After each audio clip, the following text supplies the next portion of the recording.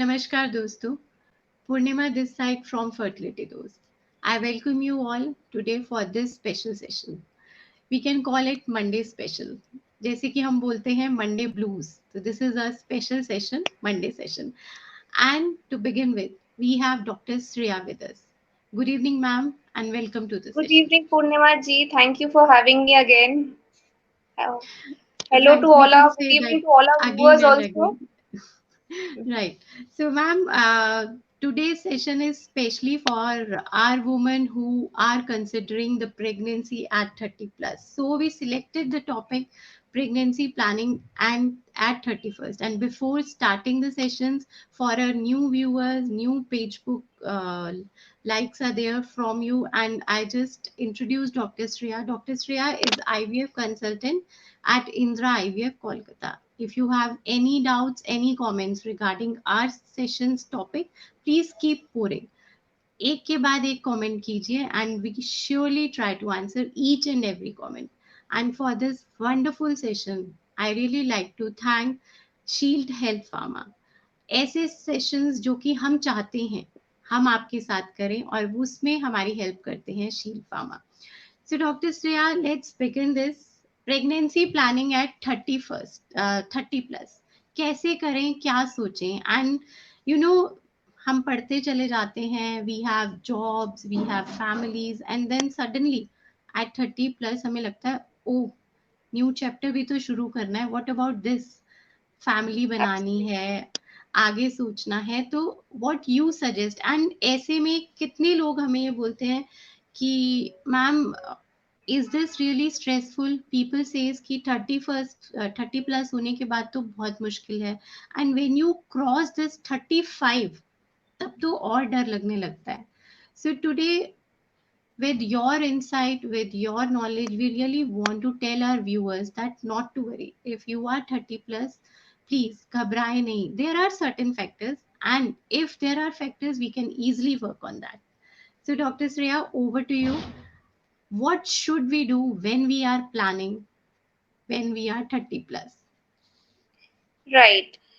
Thank you, Purnima ji, for introducing the topic so clearly. और ये आजकल बहुत ही कॉमन है 30 plus pregnancy planning at 30 plus because most women now we focus on our careers to begin with. Okay we focus on a careers to begin with और एक time पे आप एक सोशल और फाइनेंशियल स्टेबिलिटी आप regain करते हो उसके बाद ही you can focus on building a family and which is right also क्योंकि when you bringing a child to the world हमें उसको फ्यूचर के बारे में भी सोचना है. So I feel planning a pregnancy after 30 is a very good decision. There's nothing wrong in that, and I fully support it. And in the first half of 30 in the 30 decade it is normally there's no problem in conceiving, like from 30 to 35 ovarian reserve normally is quite good. So patients who are like recently married and they cross the age of 30 and they are okay with getting pregnant, they can easily plan pregnancy in the age group of 30 to 35. The problem starts after 35. Even then it is nothing to worry about, nothing that cannot be solved, but the fact remains that after the age of 35 the ovarian reserve starts declining at an accelerated rate. Ovarian reserve तो पहले भी कम हो रही थी, puberty से वो धीरे धीरे घटने लगती है, लेकिन 35 के बाद ना जो उसाइड का एट्रीजिया होता है, मतलब क्या होता है, कैसे घटता है हमारा ovarian reserve.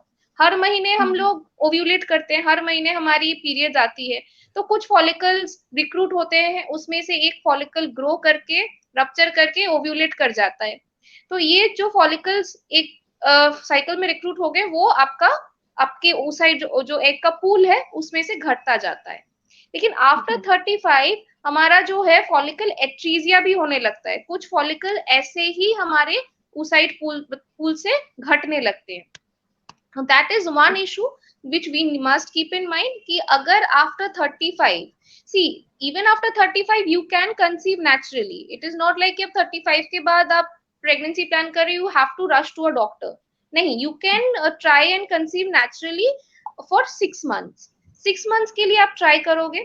If after 6 months you are unable to conceive naturally, that is when you need to seek a medical advice, क्योंकि बिफोर 35 हमारा थोड़ा सा मतलब we can give you a leeway of 1 year, like 1 साल तक आप naturally conceive करने के लिए ट्राई करो, if you conceiving well and good, if not then you must seek medical help. लेकिन 35 के बाद हमारा टाइम थोड़ा सा लिमिटेड है, and we know certain factors could be an obstacle for us to get pregnant, इसीलिए हमें मेडिकल हेल्प थोड़ा पहले लेना है ताकि आपका ओवेरियन रिजर्व इंटैक्ट रहे उस वक्त।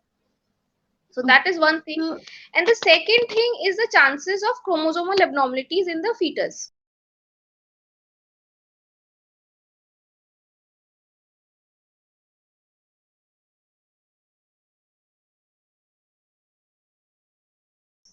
अब सिर्फ प्रेगनेंसी हमारा गोल नहीं है, we want a healthy child, ठीक है। तो कुछ जेनेटिक एबनॉर्मलिटीज होते हैं जैसे कि Down syndrome, that is trisomy 21। Like हमारा जो है we have 23 pairs of chromosomes. अब डाउन सिंड्रोम के बच्चे में क्या होता है, ये जो 21 नंबर का जो क्रोमोसोम है उसका मतलब पेयर के जगह वो वहां 3 कॉपीज होते हैं, तो that is known as a trisomy. तो इससे इम्पैक्ट क्या होता है, इससे इम्पैक्ट होता है बच्चे में कुछ फिजिकल एट्रीब्यूट्स होते हैं जिससे हमें पता चलता है कि वो बच्चे में डाउन है। और सबसे प्रॉब्लमेटिक इशू इसमें होता है कि बच्चे में मेंटल रिटार्डेशन होती है, ठीक है। तो नॉर्मली इन बच्चों का, sorry for that, normally in बच्चों का लाइफ एक्सपेक्टेंसी घटती नहीं है, लाइफ एक्सपेक्टेंसी अच्छी होती है, पर उनमें मेंटल रिटार्डेशन होता है। तो ऐसे बेबीज को मतलब पेरेंट्स के लिए थोड़ा सा डिफिकल्ट हो जाता है, because it is somebody always has to look after these children, and after the parents वो लोग कैसे अपना लाइफ लीड करेंगे, ये these issues come into play. So that is why we try our utmost by all investigations to diagnose these Down syndrome pregnancies and counsel the patients accordingly whether they want to continue it further or whether they want to terminate it. So ऐसे cases हमें avoid करना है। Like ऐसे ये down syndrome का incidence even younger women में भी होता है, like even women in her 20s needs to get a down screening done. Like pregnancy में हमें इन्वेस्टिगेट करना होता है कि उस बच्चे में डाउन होने का कितना पॉसिबिलिटी है। लेकिन after 35 the chances of these chromosomal abnormalities increase. जितना एज बढ़ता जाएगा it can rise up to 20%। मतलब आपका सोच लीजिए कि आपका अराउंड 5 बच्चे में एक बच्चे का आपका डाउन होने का पॉसिबिलिटी रहता है, ठीक है। तो ऐसे में आपको ये दिमाग में रखना है कि अगर आप प्रेगनेंसी प्लान कर रहे हो after 35, you have to keep in mind कि बच्चे में एबनॉर्मलिटीज हो सकती है। तो ऐसे में it is very important that you gate antenatal checkups अगर आप नेचुरली प्रेग्नेंट हो रहे हो, ठीक है। और अगर आप नेचुरली प्रेग्नेंट नहीं हो रहे हो, in if either way you have to go for an IVF. In such case हमारे पास एक एक्स्ट्रा क्या बोलते हैं, एक एक्स्ट्रा साइंटिफिक हमें हमारे पास एक टूल है जिसे हम पीजीटी बोलते हैं, प्री इम्प्लांटेशन जेनेटिक टेस्टिंग। ऐसे में क्या होता है, देखिए एक बार आप प्रेग्नेंट हो गए और even if we after that we diagnose कि बेबीज में डाउन सिंड्रोम या ऐसा ही कोई सिमिलर जेनेटिक डिसऑर्डर है, तो you know after pregnancy termination is a very huge psychological setback. तो यहाँ पे पीजीटीए में हम क्या करते हैं, even before we transfer the embryo, we take a biopsy from it and we diagnose if the embryo is euploid or not, मतलब chromosomally normal है कि नहीं। And only when we are satisfied that the embryo is chromosomally normal, after which we go for embryo transfer. तो ऐसे में the chances of having any chromosomal abnormalities is much reduced and the chances of a healthy baby, healthy live birth is increased. So that is something that needs to be kept in mind. अगर आपको like कोई और reason की वजह से भी, मान लीजिए ट्यूबल ब्लॉक या मेल फैक्टर इनफर्टिलिटी, इन सब की वजह से भी अगर आप आफ्टर 35 आईवीएफ के बारे में सोच रहे हो, तो आप अपने डॉक्टर से पीजीटीए के बारे में डिस्कस कर सकते हो। अपार्ट फ्रॉम दैट कोई नॉन जेनेटिक एबनॉर्मलिटीज अगर होती है आपकी फैमिली में, like we had once had a patient who had spinal muscular atrophy, like both the husband and wife were carriers और उनका एक बेबी था with spinal muscular atrophy and the baby expired. So ऐसे cases में it is even more important irrespective of the age to get a PGTA done. So ये हो गया आपका chromosomal abnormalities and the ovarian reserve part. Also जब जितना हमारा as आगे बढ़ता है, हमारा जो मेडिकल हिस्ट्री उसमें भी काफी चीजें ऐड हो जाती है. जैसे it might be possible that when you were trying to conceive, you initially had an ectopic or a miscarriage, and these things need to Right. be taken into consideration कि आपका miscarriage क्यों हो रहा है, कौन से trimester में हो रहा है. Each trimester has different causes.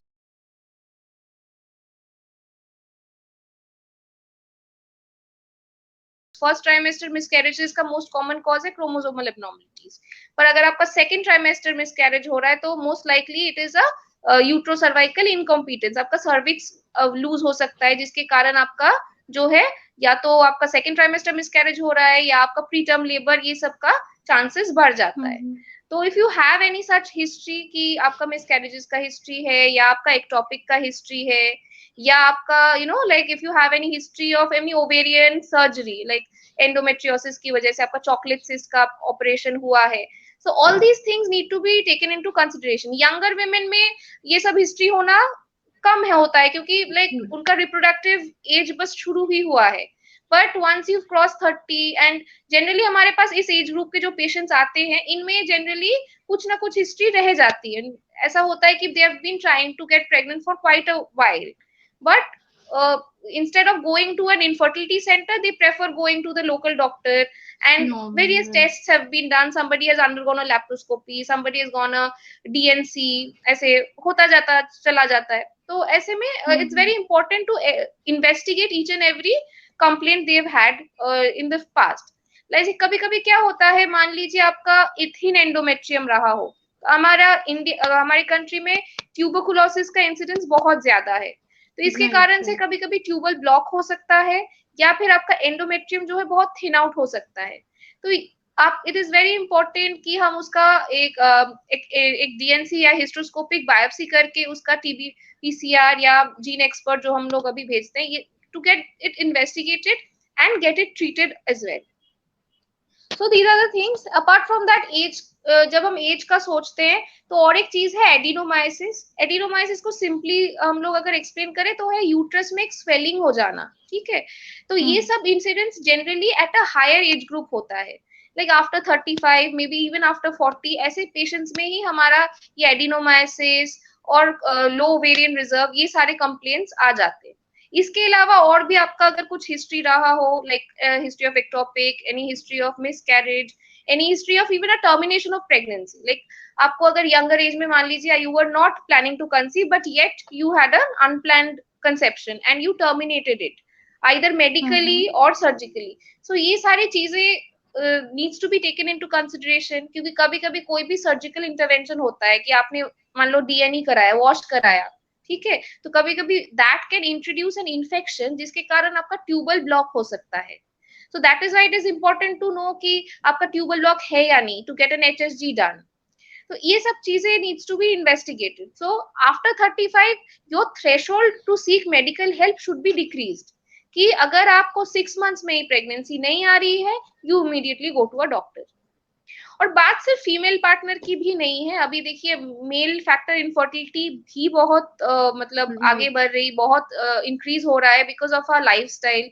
Stress बहुत बढ़ गया है, स्मोकिंग, ड्रिंकिंग, जो हमारा डाइट है, नॉर्मल डाइट है, वो फॉलो नहीं हो पा रहा है. People are resorting to junk food, obesity बहुत बढ़ रहा है, ये सब लीड्स टू डायबिटीज. अब डायबिटीज से अगर मेल पार्टनर में डायबिटीज है, there is an increase chance of decrease motility in the semen. Right. So सब कुछ investigate करना जरूरी है. So I am not discouraging people to like ऐसा नहीं है कि आप 35 के बाद प्रेगनेंसी का सोच ही नहीं सकते और प्रेगनेंसी बहुत ही डिफिकल्ट हो जाती है, ऐसी बात नहीं है.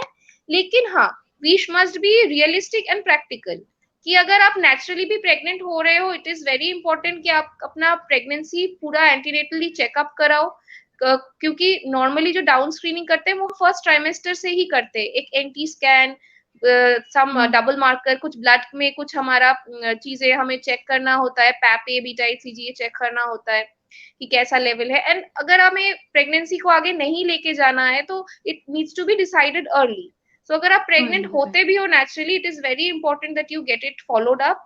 और अगर प्रेगनेंसी नहीं भी आ रही है, no reason to get disheartened. ठीक है, even with a low ovarian reserve, with the help of IVF, और there are minimal stimulation plans है हमारा जो IVF में है, जो लो रिजर्व, particularly लो रिजर्व या poor responders, जिनमें मतलब हम्म ओवेरियन रिस्पॉन्स पुअर हो रहा है, जो हायर एज ग्रुप में कभी कभी हो सकता है, तो ऐसे पेशेंट्स में भी हमें अच्छा रिस्पॉन्स मिला है, even with one cycle, single cycle with PGT, एक euploid, single euploid embryo transfer हमें प्रेगनेंसीज मिल सकती है. तो there are plenty of options are there, but it is important that you go to your any infertility center and you get to know about these things, educate yourself, investigate your partner, and so on. So, Doctor, thank you, Dr. Shreya. We have many thank you notes, and people are really happy for this positive session because at this time we really need this. लोग कहीं ना Actually, कहीं misconception है कि 30 के बाद क्या होगा, कैसे होगा, और अगर कुछ होगा भी तो अच्छा भी होगा कि नहीं. So I think through your words and your session, the people must have this positivity in them. Ki yes, pregnancy is possible after 30. And viewers, this session is saved on this link only. अगर आपको लगता है कि आपने कुछ miss कर दिया या आपने हमें ज्वाइन थोड़ी देर बाद किया, तो please you can watch it. And after few days we are going to save this session on our YouTube channel, so please subscribe and like our YouTube also. Website पे बहुत अच्छे आर्टिकल्स हैं जो आपको प्रेगनेंसी एट हायर एज की तरफ लेकर जाएंगे. Read them and let us know how you like them. So thank you, Dr. Shreya. Thank you so much for joining thank us you and so much. clearing. Thank you for having me. Thank you. Thank Thank you, you. ma'am. Bye bye. Have a nice day. Bye bye.